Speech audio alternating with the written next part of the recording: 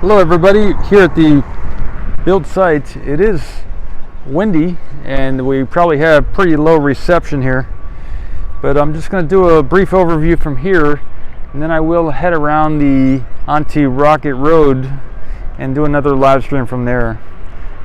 So the last live stream I did was from over at the launch site, and from this view we can see it is February 10th 2022. The time is 2:51 p.m. February 10th 2022 here at the main gate for the SpaceX Starbase South Texas build site. You see the Starbase sign on the building over there, and view down the promenade. This is Boca Chica Highway 4, everybody. And I'll spend about at least 5 minutes here doing some live stream. There is the wind has picked up, so I'm holding my back to the wind here, and I'll do some zoomed in shots as well. Kind of the current state of the wider wider bay, I like to say. There on the far side of the shot there. No enemies. No, I haven't heard anything else. I got an email back from SpaceX, like an automated email saying you were too late sending your email to us. You're not invited. So that I got that yesterday. So I sent the email.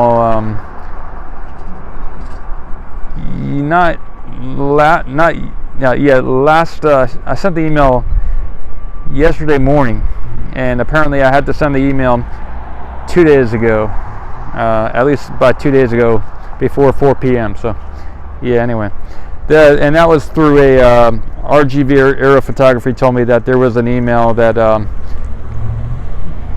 needed to be sent to the media@spacex.com to get permission to get access to the form. So they would reply with the form that needed to be filled out by 4 p.m.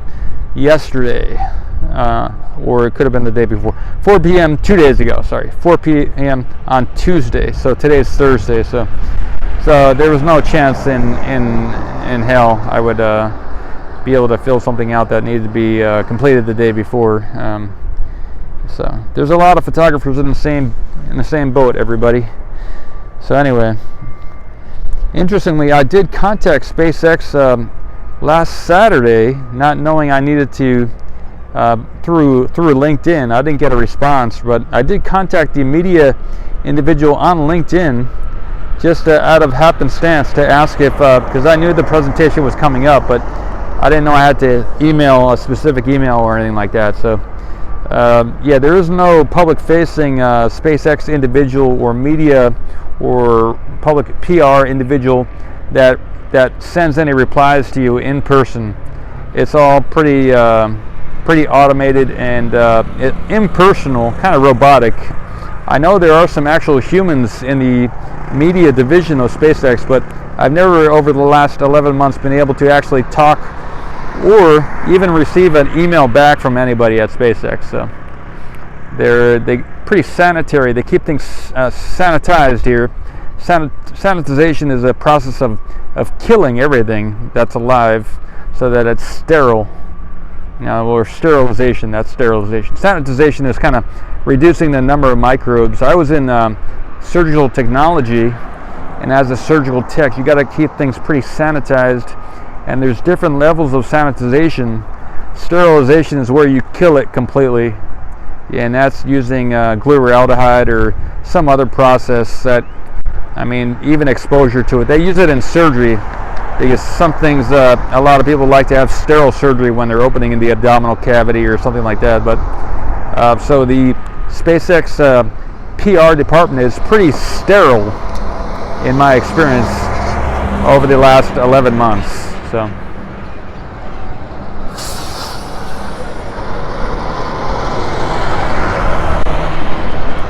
Maybe that's due to fear over getting COVID or something. Maybe the people who want to escape the planet actually they're kind of afraid of germs. A lot of people who are maybe in the space industry are afraid. Maybe they're just afraid of getting sick, so they don't want to even accept a piece of paper.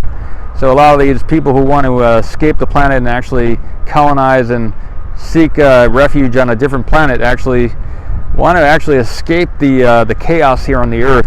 So they don't view probiotics as, they don't know anything about probiotics or tonic herbal medicine or traditional Chinese medicine, energy medicine. So they're pretty locked into the conventional Western medicine. And then most of the people in the space industry end up getting cancer or something like that, because all the chemicals and all the other stuff here that they utilize to get ships up there into space, it's they kill all the microbes because they don't want to pollute space with Earth microbes. So while they kill all the microbes, they kill all the probiotics as well. So yeah, I think a lot of people going into space are going to be getting cancer and all kind of things, you know, because the harsh chemicals and the